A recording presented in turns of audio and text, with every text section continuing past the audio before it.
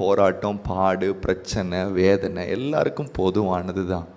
ஆனால் எது பொதுவானது இல்லை அப்படின்னா, அந்த பிரச்சனைகளுக்கு நடுவில், போராட்டத்துக்கு நடுவில் ஒரு ஆள் தெய்வ சமாதானத்தை இருதயத்தில் வச்சுட்டு நடக்கிறதுக்கு பேர் தான் விசேஷமானது. பக்கத்தில் பார்த்துருங்க, விசேஷமானது, விசேஷமானது. அது உங்களுக்கு இருக்கா? கேளுங்க, அது உங்களுக்கு இருக்கா? காலையில் எந்திரிச்ச உடனே டென்ஷனான ஆளெல்லாம் யார்? கை தூக்குங்க பார்க்கலாம். காலையில் எந்திரிச்ச உடனேயே டென்ஷன் ஆயிடுச்சா தம்பி? காலையில் எந்திரிச்ச உடனே நான் சொல்கிறேன், கர்த்தருடைய பிரசன்னம் தான் அலை போல் இருக்கிற சுனாமி மாதிரி வருகிற கடலில் இருக்கிற காரியங்களை, காற்றுகளை, கொந்தளிப்பை அடக்கி போடுகிற ஒரே ஆள் யாருன்னா பரிசுத்த ஆவியானவர் தான். ராமன் சொல்லுங்களேன். நம்ம பிள்ளைங்க எல்லாம் பரிசுத்த ஆவியில் நிரப்பப்படணும். எதில் படணும்? பரிசுத்த ஆவியானவர். ஏன்னு சொல்கிறேன்,